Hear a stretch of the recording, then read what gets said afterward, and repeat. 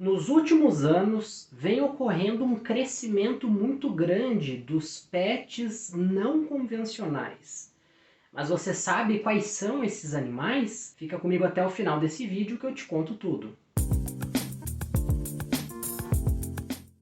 Olá, eu sou o médico veterinário e você está no canal Saúde Animal por Bruno Branco. Vamos direto ao assunto. Quem são os pets não convencionais? Bom, os pets convencionais são aqueles que nós estamos habituados a ver por aí, que são representados principalmente pelos cães e pelos gatos. Já os pets não convencionais são aqueles que não são tão comuns assim, como o próprio nome já diz. Mas eles também podem ser chamados de pets exóticos ou pets selvagens. Agora já ficou um pouco mais fácil de você entender, não é?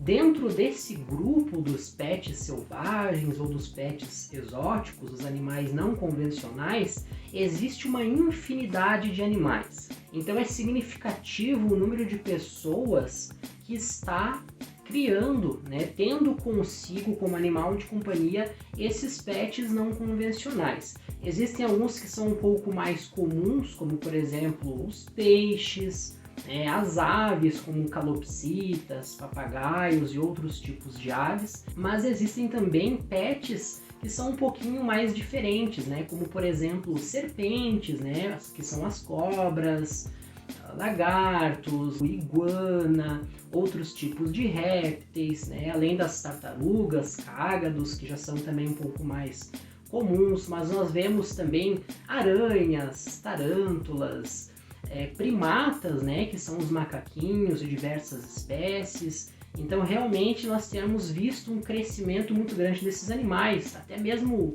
porco-espinho, enfim, uma infinidade mesmo de animais que podem ser criados junto consigo como pets, como animais de companhia. Importantíssimo salientar que esses animais não podem ser capturados da natureza, Então você deve procurar sempre um criador responsável, um criador que tenha todos os registros necessários, para que você adquira um animal que já nasceu em cativeiro. Você não pode chegar na natureza e capturar um desses animais, até mesmo pelo seu comportamento selvagem, eles não se adaptariam então a um ambiente como uma casa, por exemplo. E lembrando que existem espécies que realmente não podem ser tidas como pets, que as pessoas realmente não podem criar em casa, que são espécies, principalmente as espécies ameaçadas de extinção.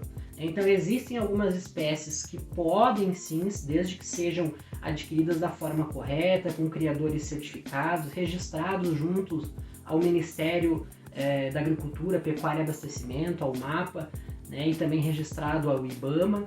Mas existem, nós sabemos, algumas formas ilegais, e nós devemos desincentivar essas práticas. E por que eu gosto de falar pets exóticos ou pets não convencionais? Não seria mais prático falar animais selvagens? Aí todo mundo já entenderia, não é mesmo?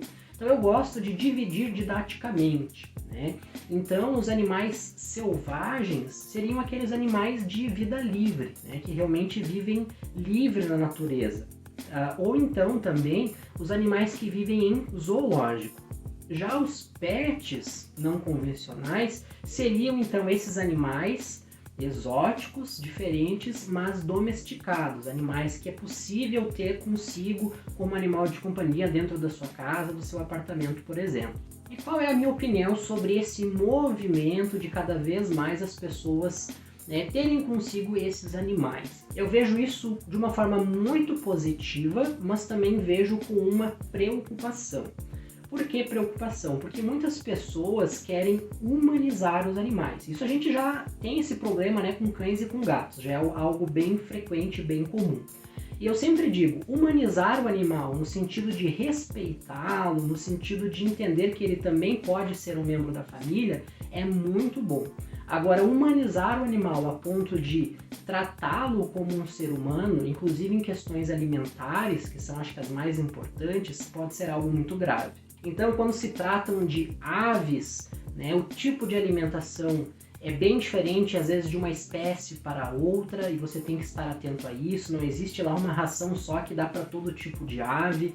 Muitas pessoas, às vezes, querem fazer comidas caseiras, que também são inadequadas. Esses animais podem sofrer de desnutrição. Os répteis também me preocupa bastante, né? Porque, principalmente, a questão de alimentação e a questão de controle da temperatura, controle do ambiente, né? Lembrar que os répteis, eles são heterotermos, ou seja, eles não regulam, não tem uma temperatura regulada como nós, ou como os cães e os gatos. A temperatura deles é diretamente influenciada pela temperatura ambiental.